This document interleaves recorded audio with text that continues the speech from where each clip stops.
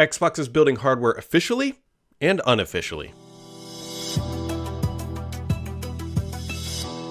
You take a couple days off and Phil Spencer drops an interview that they're building handhelds and that there's a new console floating around there. Okay, well maybe it's not quite like that, but I took a couple days off, went on vacation, and I come back and it's like, whoa, baby, the handheld rumors have blown up, and they're not so much even rumors, and there's the leaked digital version of the Series X, so we got a lot to talk about. Let's waste zero time and just jump right in. So this past week, Phil Spencer did an interview with Polygon where he was really digging into this whole handheld genre and playing Xbox games on the road. And he says, I want my Lenovo Legion Go to feel like an Xbox. He told Polygon, he says, I brought this with me to GDC. I'm on an airplane and I have a list of everything that makes it not feel like an Xbox. Forget about the brand. More like, are all of my games there? Do all of my games show up with the saves files like I want? Are the social experiences there? Blah, blah, blah, blah, blah. You can read the whole quote. But you guys got to remember here, this is Phil Spencer. If there's one person on planet Earth who can make the mobile experience of Xbox feel like Xbox, it's him. And so I read this more of not so much, hey, like a mobile device hardware is coming. And I'm not saying it's not, and I don't want to go down that bent. But from he's purely talking about the software experience here, which is something that Xbox and, candidly, Microsoft excel at doing. And so what he's talking about here is like the software experience on these great pieces of hardware isn't quite there. And that, honestly, is probably the easier thing for Microsoft to improve, because at the end of the day, it's just software. There's much less risk involved. And he goes on to say, I want to be able to boot into an Xbox app in a full screen experience, but in compact mode.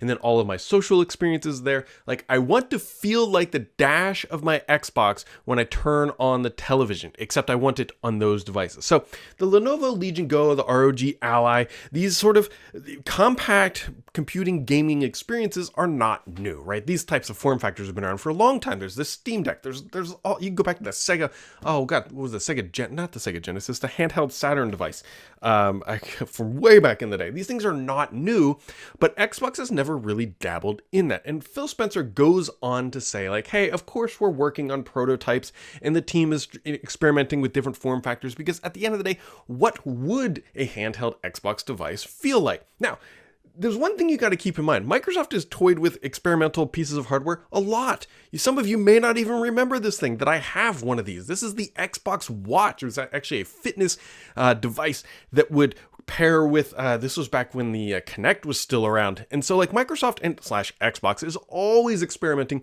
with these different hardware form factors. As you guys know, this thing never actually shipped, but whatever. They are always trying to do this kind of stuff. And you got to remember, Phil Spencer, if there's one person who can make all this happen, it is him. And so at the end of the day, the primary difference, it seems, as of right now, is that your games are not on these handheld devices. So when Phil Spencer says, hey, I want to boot into a compact app, to me, I really kind of zero in on that software experience, because I don't know what Microsoft could really do from a differentiator on the hardware perspective. And let's be real here, Microsoft has a really tragic history when it comes to mobile devices. You can look at Windows Phone, you can look at the Bands, you can look at the Zune, you can look at the Duo. None of them really stood the test of time or made money for that matter. And so Microsoft saying, oh, or Xbox, let's go build a handheld. I can imagine him walking into the conference room with the exec team and that being a very hard conversation. It was probably easier to land Activision than it would be like, we should go build more handheld hardware. This time,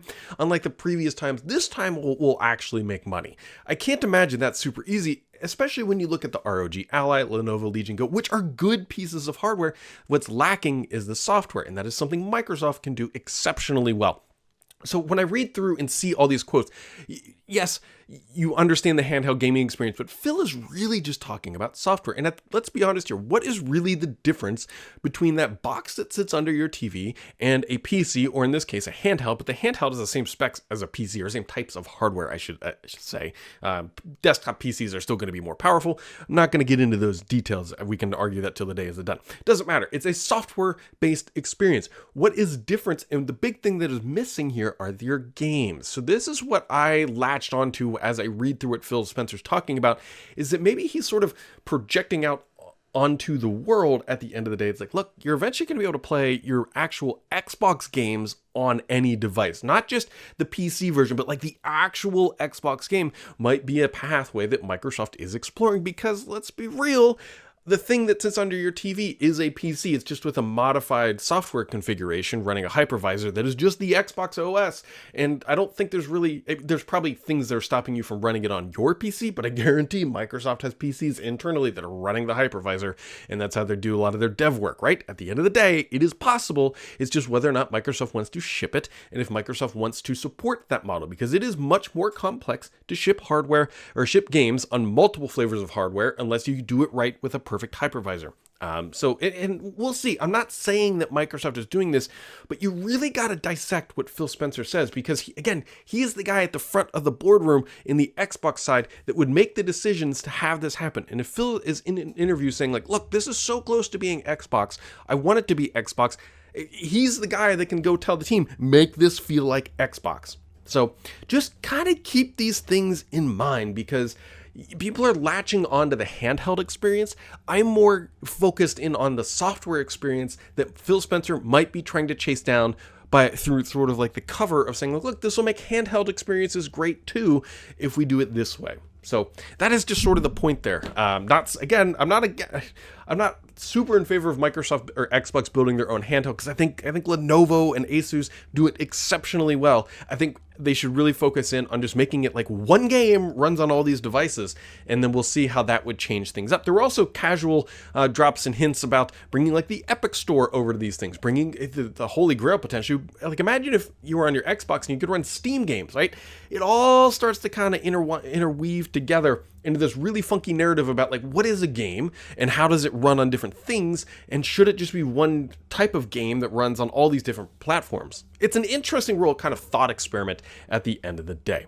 So other things that happen, because there's a lot going on, is this guy. Now this is a white Xbox Series X Sans disk drive. There is no Blu-ray drive on the front of this thing, but I really, again, because I live in the details and that's what I really enjoy, the first thing I looked at were not the ports, right? The ports are the exact same, which kind of confirms that, hey, there's really no infrastructure changes, or I should say no significant infrastructure changes. Like we don't see USB-C, we don't see another storage drive. Like if there was another storage slot for the Velocity drive, they're Velocity, right? Velocity drives, then you would know there were significant storage changes under the hood, because they actually had to add those PCI Express lanes. They had to add all that bandwidth and that bus speed to support that. However, the first thing I looked at was like, see the little covering holes where the ventilation is? Like some of them are blocked off because they're blocked by an internal component. So the first thing I did was pull up a black one and be like, oh, they are the exact same. Like the exact same cooling infrastructure or ventilation, I should say, for the box. So to me, that means we're not seeing any performance improvements. We're not seeing any, I was actually looking for a potential height differentiation too. I guess it is possible that the upper half could be a little bit strong or shorter. Although in this skewed angled configuration, it's kind of hard to do apples to apples there. But you can see the ports are basically the same. The holes are basically the same. And at the end of the day, this is just an Xbox Series X without a disk drive. As you can see here on the front, it's like exactly what you would expect. Now, there has been some information floating around that maybe the heatsink is slightly different. It wouldn't surprise me if Microsoft has done some optimization just from a component perspective, meaning like, okay, can we get a slightly like less copper for the heatsink and still be okay on the thermals, something like that. That would not be all that surprising, right? If they're going to redo this in some minor capacity, right, at the end of the day, like let's look for some optimization that might save us a few bones or dollar dues as it's coming down the assembly line. But this thing is just a white Xbox Series X without a disk drive, which, to me, if you remember the Brooklyn thing, the Brooklyn console that was the round version that was really floating around from the FTC leak, to me, if this thing is coming out, that would make it kind of seem like that thing is not going to ship this fall, as we had kind of learned from that timeline.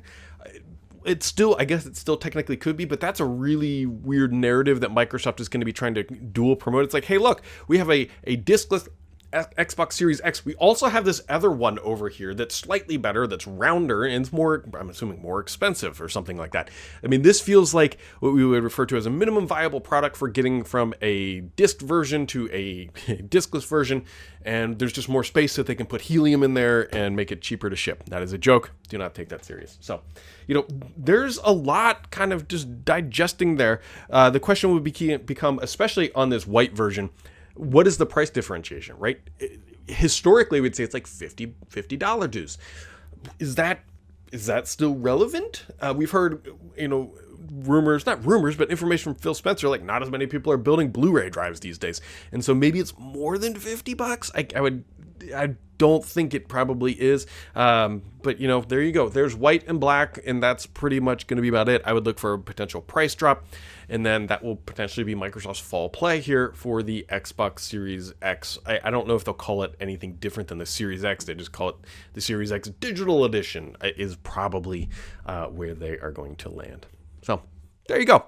Couple things dropping this past week, I should say, that I was just wrapping up there into a nice little Xbox bundle for you. Hopefully you had a wonderful week. As always, make sure to keep it subscribed here, because the only BS on this channel is me.